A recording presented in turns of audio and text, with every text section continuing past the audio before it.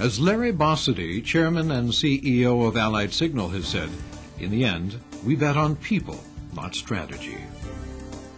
Highly acclaimed thought leader and visionary, Dr. J.P. Pawliw-Fry, works with organizations across the globe to optimize the last frontier of competitive advantage, their people. So what is this emotional intelligence then? What is this thing called emotional intelligence?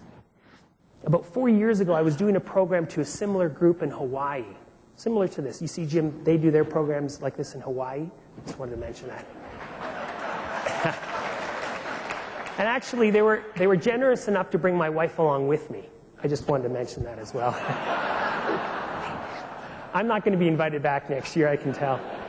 But we're flying over. We arrive in Honolulu at 9 a.m. And the female, we get picked up by a female cab driver. Not so surprising. Beside her was a 7 or 8-year-old daughter. Now, my wife and I, we had a 1 and 3-year-old daughter at the time. And it was obvious to us that we were out of our element as parents when that 7 or 8-year-old daughter said, "Mommy, where are all the idiots today?" You know, we thought we must be overtired or something. But her mom replies, "Relax, dear. They only come out when your dad is driving."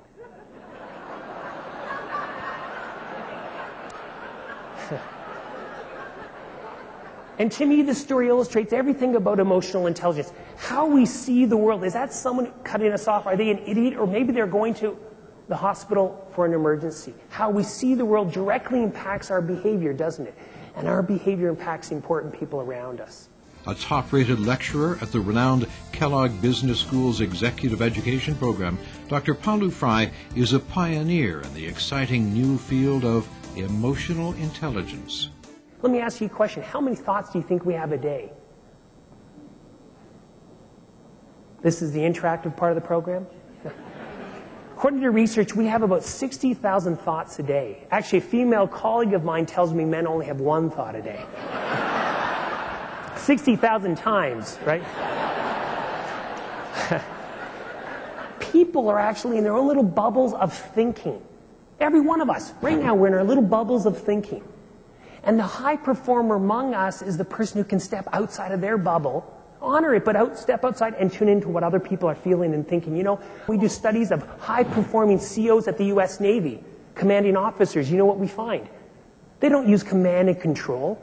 They actually are very good at using emotional intelligence. Step outside, tune into what other people are feeling and thinking, because here's the deal. You can command and control. Think of this with your staff and your team. You can command and control anyone for 6 or 8 months, but at some point they stop listening. They tune out. Dr. Pawliw-Fry understands what differentiates the high performers from his first-hand experience working with professional athletes, Olympic medalists, as well as senior executives and salespeople from around the world. Author, columnist, and media personality, Dr. Pawliw-Fry is the co-director of the Institute for Health and Human Potential, a world-leading organization that develops and delivers unique training programs in emotional intelligence. I mean, if I could have you walk away with anything today, it's look at yourself. Look at where can I get better. That's what I love about working with Olympic athletes or professional athletes and teams. Is the best athletes are not afraid to say, how can I get better? How can I get better? Where's my edge to be found? You know, I work with the Orlando Magic of the NBA, and their coach, Doc Rivers. Whether you're a basketball fan or not, you might know that he was fired. They had a horrible start to the season. Doc Rivers 2 years ago won NBA Coach of the Year. Do you know what Doc Rivers is doing right now? I mean, on top of announcing on ABC every Sunday. You know what else he's doing? He is going and traveling to colleges and other NBA teams and watching practices to pick up what he can to become a better coach. That's what it's all about. Can you be big enough? You know, can you be big enough? And this is what self-awareness is all about. Can you be big enough to say, I'm still here to learn. How can I get better? A leading authority on leadership and performance, last year Dr. Pawliw-Fry reached audiences in the UK, Greece, Saudi Arabia, Singapore, and Australia with the following presentations. Redefining Leadership, What Highly Effective Leaders Do. The Motivation Myth. High-performance sales is not driven by motivation, but by managing setbacks effectively. You can't stop the waves, but you can learn to surf. tools to thrive in turbulent times. But you know what I see in organizations and small teams today more than anything? It's the swallowing of truth. You know, you feel or your staff feels put down, let down, or shut down. And if they don't either have the environment available to step in and speak their truth, or if they're just not feeling strong enough to do it, you're missing something. Both on the business edge side and on the people edge side. Good ideas that aren't being articulated because there's fear. But more importantly, if people start to feel, like if they start to kind of swallow truth, you know what happens? Residue builds up on that relationship, and pretty soon you can't work with that person. You know, if I studied each of you, you and your spouse, today, we could predict with 94% accuracy. That's huge predictive validity. 94% accuracy, which of you would still be together in a happy, loving relationship 5 years from today based on one EQ competency. Do you know what that is? How skillfully we air our grievances. You see, in every relationship you're in, at home, with your team and staff, you're going to have tension. You're going to have complexity. And your ability as a leader of those folks to create what I call a container of safety and inspiration so they can step in and speak their truth to you means that you will decrease the residue, and now you'll be able to really innovate, really think of new ideas of how you can serve the people you serve more effectively. JP's powerful keynotes receive critical acclaim.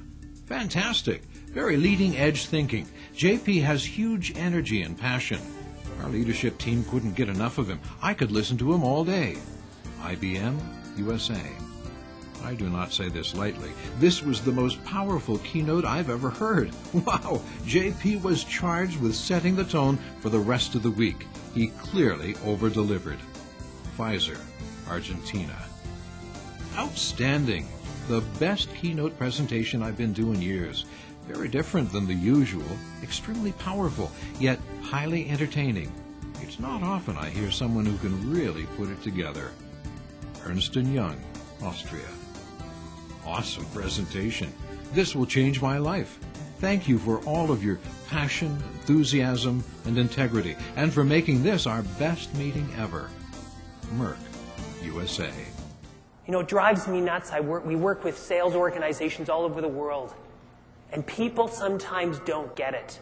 Research is crystal clear. People buy people, ideas, then product, not the other way around. I see training that's focused on product, new ideas of doing things, but not people. You are the reason that things will grow in this upcoming year to get to another level. You know, it's all about getting better, getting your skills better.